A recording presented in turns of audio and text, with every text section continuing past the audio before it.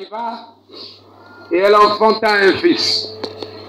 Ses voisins, ses parents apprirent que le Seigneur avait fait éclater envers elle sa miséricorde et il se réjouit avec elle.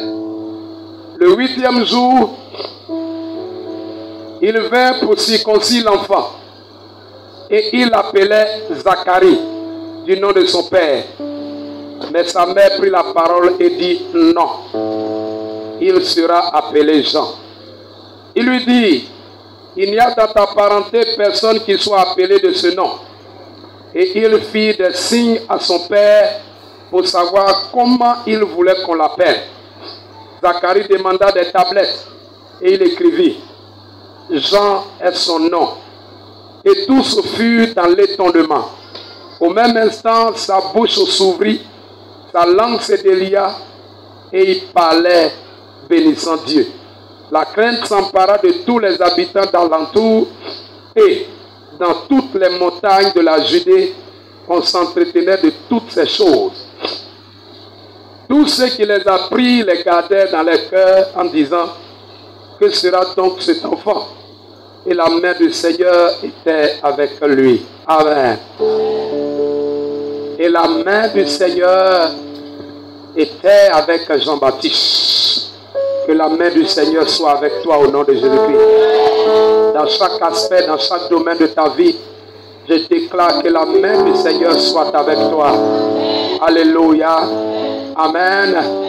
Tous les mois restants pour cette année 2011, plutôt 2021, quelles que soient les circonstances, quels que soient les événements malheureux, quels que soient les événements, nous ne les souhaitons pas, mais s'il devait arriver un événement malheureux, que la main du Seigneur soit avec toi au nom de Jésus-Christ. Que Dieu te préserve de tout malheur, de tout ce qui ne glorifie pas son nom. La Bible nous parle là d'un homme et puis de son épouse, mais plus précisément de la naissance d'un fils de Dieu, fils dans le royaume. Celui-là qui va être le précurseur de Jésus-Christ.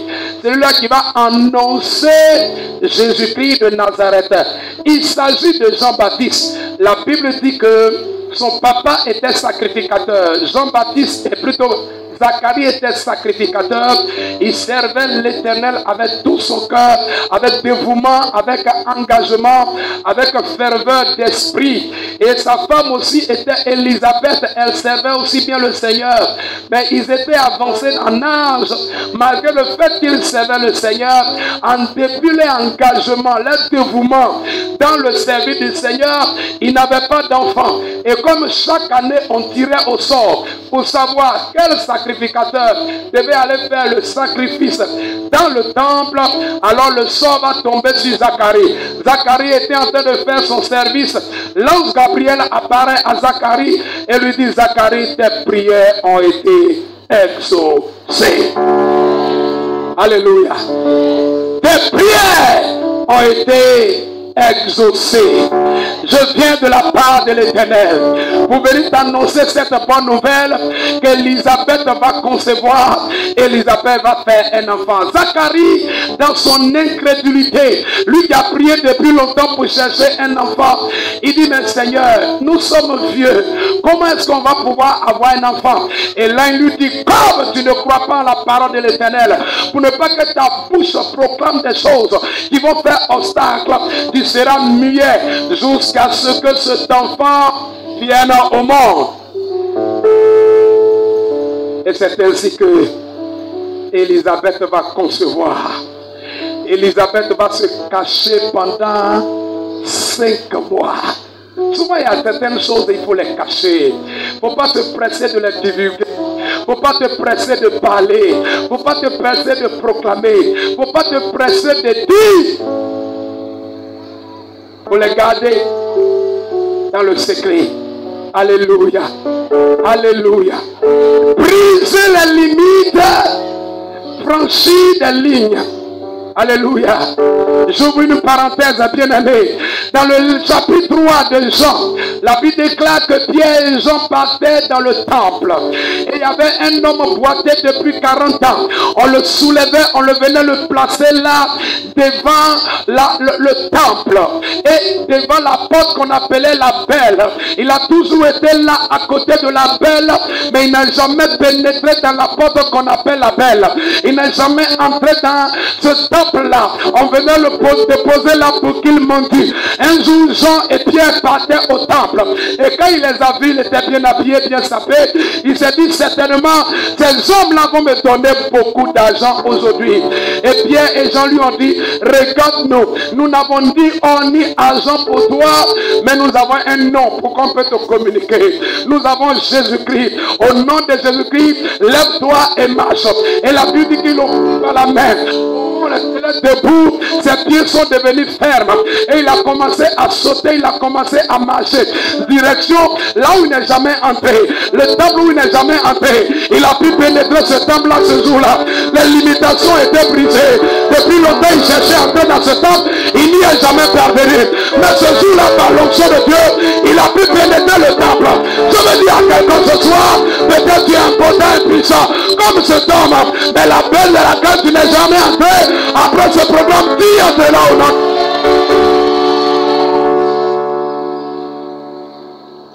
Alléluia. Ça faisait des années qu'il était là, qu'on le positionnait là. Il n'a jamais pu entrer dans ce temple. Il n'a jamais pu franchir la porte, le portail de ce temple. Mais ce jour-là, par la grâce de Dieu, il a franchi cette porte-là. Là où tu n'as jamais franchi, après ce programme, tu franchiras au nom de Jésus-Christ.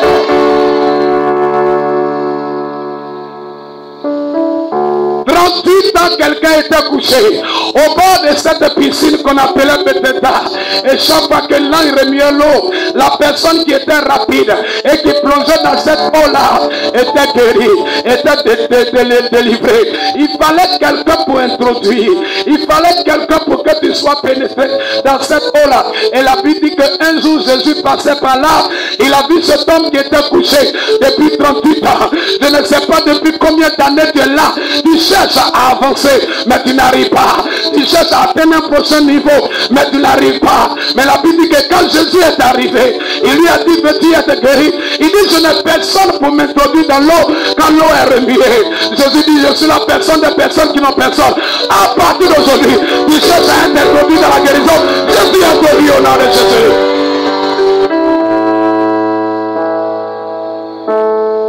Il dit, prends ton lit et marche. Vous voyez, ça me plaît. Souvent quand Jésus guérit les gens, il dit, prends ton lit et marche. C'est la chose sur laquelle tu étais couché. La chose qui te dominait. C'est-à-dire, le lit te dominait. C'est le lit qui te contrôlait. Tu ne pouvais rien faire. Ni tourner à gauche, ni à droite de lit là. Il dit, à partir d'aujourd'hui, le lit ne te dominera plus, mais c'est toi qui domines le lit. Prends ton lit et marche. Et il a été introduit. Il a été introduit. La chose qu'il attendait, le niveau qu'il voulait atteindre, la barre qu'il n'avait jamais franchie. La Bible dit qu'il a franchi cette barre-là. Alléluia. Alléluia. Alléluia. Et la Bible dit que Élisabeth va concevoir. Et la Bible dit que le 8e jour où l'enfant devait être circoncis, selon la loi de Moïse, depuis Abraham, la circoncision a été instaurée. Quand l'enfant a 8 jours, et quand on doit le présenter, quand on doit le faire sortir, alors on doit le circoncire si c'est un enfant mâle. Et le jour qu'on devait le circoncire, les anciens se réunissent. Il dit, ok, on va appeler cet enfant-là Zacharie comme son père. Sa maman se lève, elle répondit, la Bible dit, elle a dit non. Il ne s'appellera pas Zacharie. Oh, j'aime l'esprit de cette femme. La femme a dit non. Il ne s'appellera pas Zacharie. Oh, si aujourd'hui Dieu pouvait susciter des gens de femmes. Si des femmes dans cette salle pouvaient comprendre et dire non, mon enfant ne s'appellera pas échec. Non, mon enfant ne s'appellera pas pauvreté. Non, mon enfant ne s'appellera pas sorcellerie. Non, je refuse. a dit non.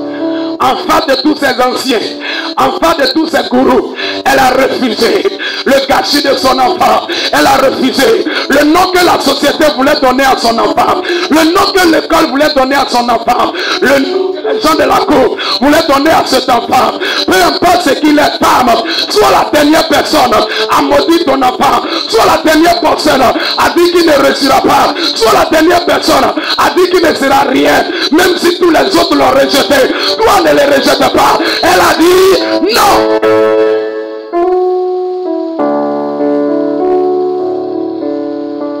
Il ne s'appellera pas Zacharie. Il ne s'appellera pas Zacharie. Il s'appellera Jean. Jean qui veut dire faveur. Jean qui veut dire faveur. Et les gens ont dit, mais jamais personne n'a franchi une telle ligne dans ta famille. Jamais personne ne s'est appelé Zacharie dans ta famille. Il dit, oui, il sera la première personne à être appelé Jean dans la famille. Oh, quelqu'un ne comprend pas. On dit, jamais personne n'a atteint ce niveau-là dans la famille. Jamais personne n'est appelé de ce nom-là dans la famille. Jamais personne n'a pris une telle limite, n'a atteint un tel niveau. C'est pas grave, il sera la première personne à être ça dans la famille.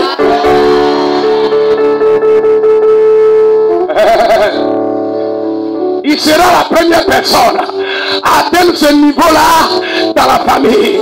Jamais personne ne s'est appelé Jean. Oui, c'est vrai. Jamais personne dans la famille n'est entré dans les mariages. Oui, c'est vrai. Jamais personne n'est allé en Europe. Oui, c'est vrai. Mais il faut que quelqu'un commence un jour. Il faut que ça commence. Il faut que quelqu'un brise cette limite, franchisse cette ligne. Et je vois quelqu'un dans cette salle qui va franchir cette ligne. Oh, si c'est de toi, dis amen et reçois. Oh, Zabrakata.